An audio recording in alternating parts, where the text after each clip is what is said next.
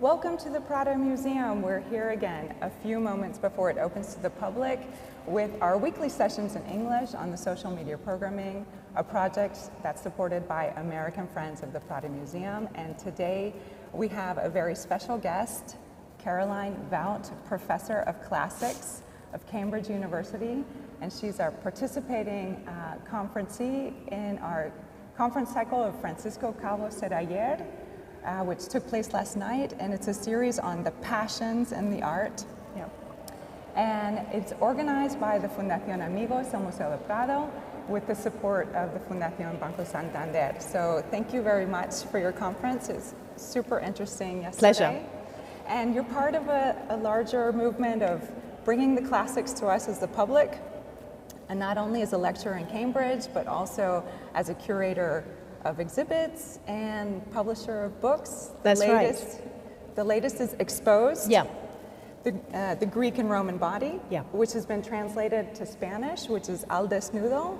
That's right, yeah. It's actually my first book to be translated into Spanish, so it's very exciting. Oh, congratulations.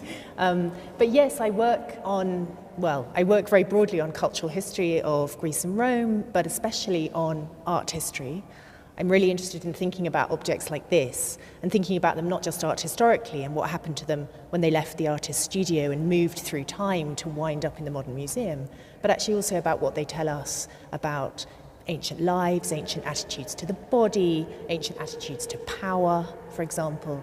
And yes, I curate and I write books for a broader public. So tell us a little bit about the body.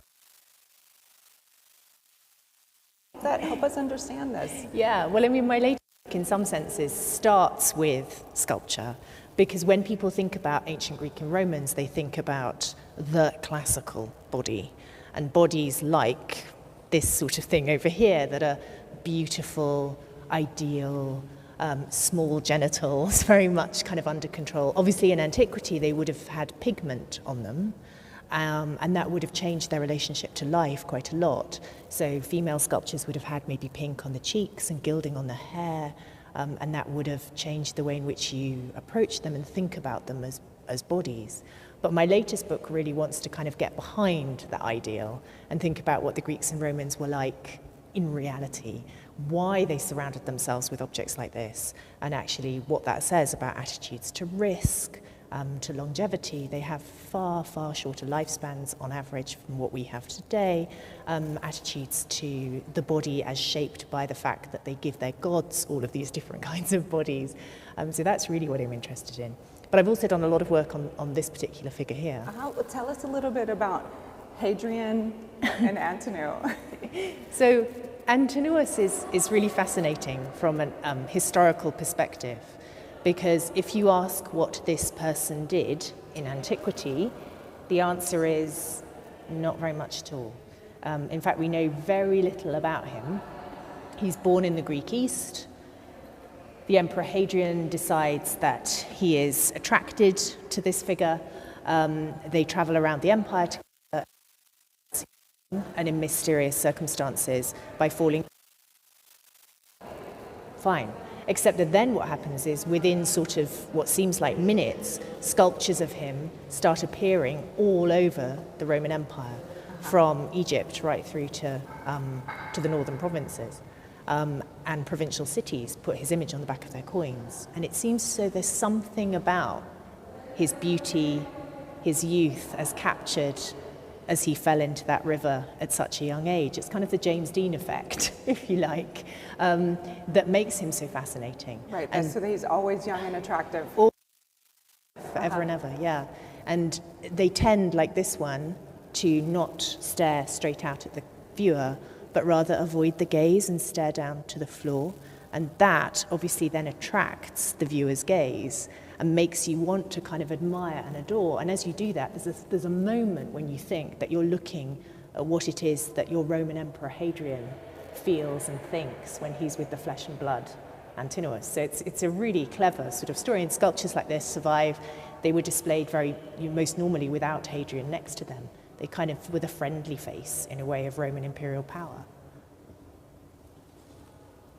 Very good. Well, and then we also have, tell us a little bit of in this room where we are, any of the works that would, play into your recent studies?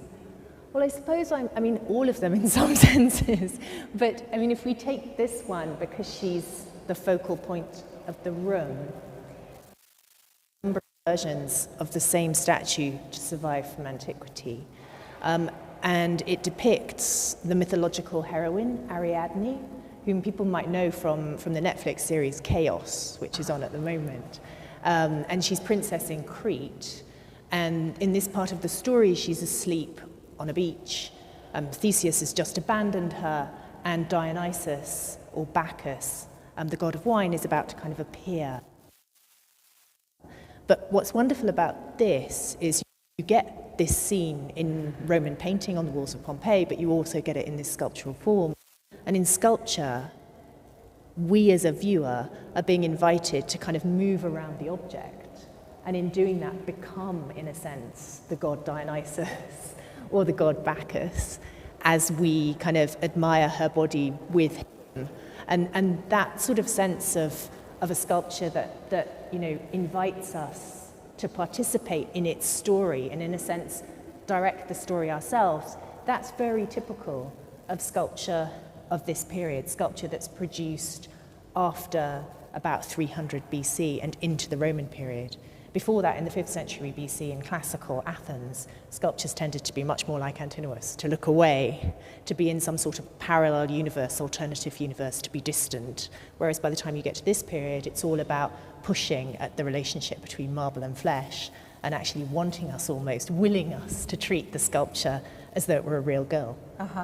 So art just keeps rolling into what we see today as storytelling. Yeah, I think it does. And that's why, in some senses, Chaos and all of these things on Netflix are still, we feel so relevant to us, because we might not know that's Ariadne. We might not be cognizant of the fact we've seen her before, but we kind of know we have. Right. These are in our psyche. Go around the Prado, there are so many pictures of reclining women. Absolutely. All of whom are, absolutely based on this. We don't have to know that to kind of understand somewhere that that's the link. Right. No. And then Norma Jean, before she became... Exactly. That's Marilyn Monroe exactly. has the same posture, and we're going back to Ariadne. Yeah. And there are some wonderful photographs, actually, of Marilyn Monroe embracing the Roman statue that is modelled on a bronze lost original of the discus thrower. And she's there kind of gripping on. Yeah. All right. Well, thank you so much for being with us today. It's a pleasure, an absolute pleasure. The museum is a wonder, so thank you very much. And thank you for watching us again. And today we had this special guest, and we're so pleased to bring her to you. We'll see you again on our weekly session in English again next week. Thank you.